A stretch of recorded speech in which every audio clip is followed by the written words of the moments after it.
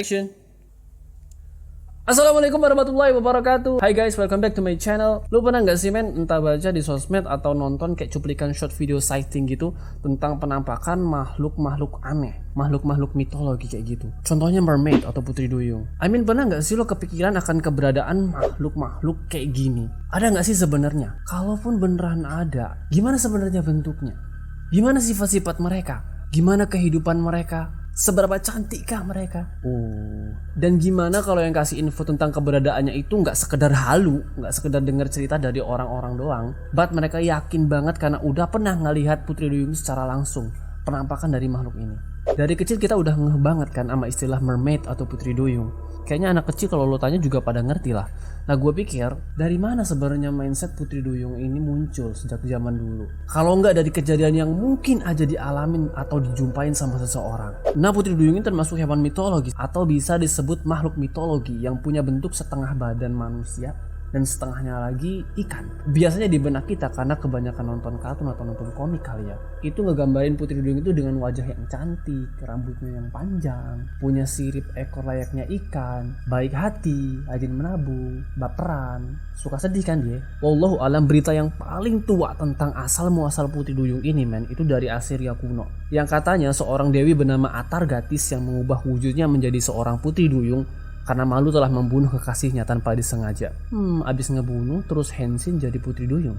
Oke lah. Dan cerita-cerita yang gue dengar dulu, putri duyung itu kayak suka ngegoda pelaut gitu loh men. Siapapun pelaut yang kegoda itu bakalan udah kayak setan aja ya, pinter ngegoda. But perlu digarisbawahi bahwasanya kabar ini belum diketahui kesohihannya. Jadi tetap gak bisa kabar ini kita jadikan patokan kebenaran. Sampai detik ini sebenarnya keberadaan makhluk ini masih jadi misteri. Ada yang percaya dan gak sedikit juga yang cuma anggap mitos belaka. Tapi banyak juga di antara mereka yang mengaku melihat penampakan putri duyung secara langsung tanpa disengaja of course. For example, ada satu video yang pernah viral tentang kemunculan putri duyung yang gue dapet dari kanal YouTube. Di video yang berdurasi 1 menit ini menunjukkan sosok putri duyung yang sedang berjemur di atas sebuah batu besar. Oke deh, kita cek langsung aja ke videonya.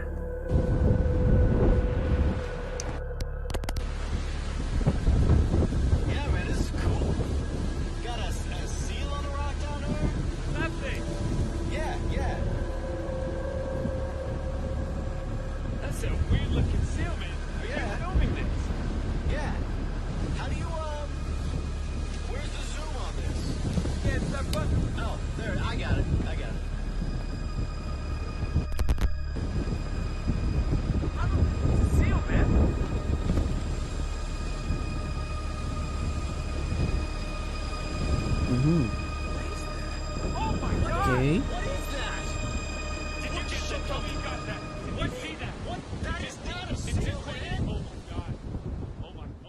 Oke, what do you think guys? It just visual effect, CGI, or real? Wallahu a'lam. Ala kulli hal, believe it or not, terlepas dari pembahasan putri duyung nyata atau enggaknya, ternyata di dalam beberapa kitab para ulama pernah loh dibahas tentang hal ini. Lebih tepatnya beberapa orang pernah bertanya dan meminta fatwa tentang putri duyung ini. Sebenarnya bagaimana pandangan agama Islam tentang putri duyung ini? Wes lah, don't go anywhere, let's get started.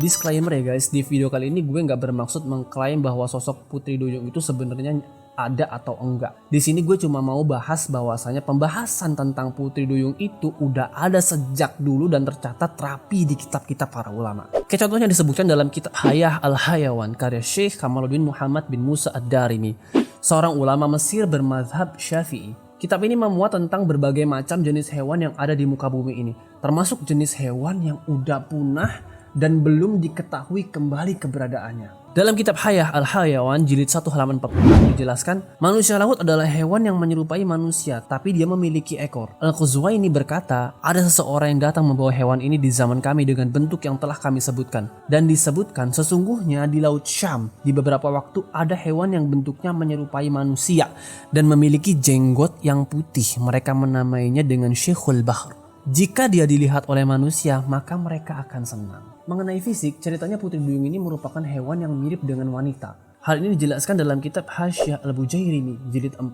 halaman 230. Banat ar-rum adalah ikan di laut yang menyerupai wanita. Dia memiliki rambut terurai panjang, warnanya condong kecoklat-coklatan, memiliki farji kemaluan, dan payudara. Dia bisa berbicara tapi nggak bisa dipahamin. Dia bisa tertawa-tawa terbahak-bahak. Terkadang ikan ini ditangkap oleh para pelaut kemudian dinikahi dan dikembalikan lagi ke laut.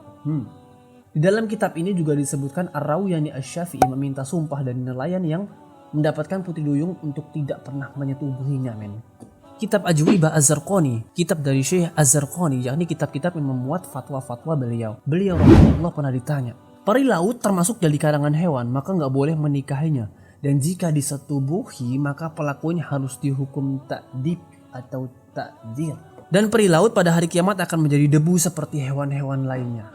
Ditambah lagi ulama kontemporer seperti Syekh Fauzan hafizahullah dan Syekh Al-Utsaimin rahimahullah pernah ditanya mengenai hukum memakan putri duyung. Beliau hafizahullah pernah ditanya, "Wahai Syekh yang mulia, ada sebagian para nelayan yang ahli tentang ikan menyebutkan bahwa di laut ada ikan yang kepalanya seperti kepala wanita dan dia memiliki wajah seperti wajah wanita. Apakah boleh dimakan?" Dan mereka menamanya dengan huriyah, peri laut. Beliau hafizahullah menjawab, ada namanya manusia laut.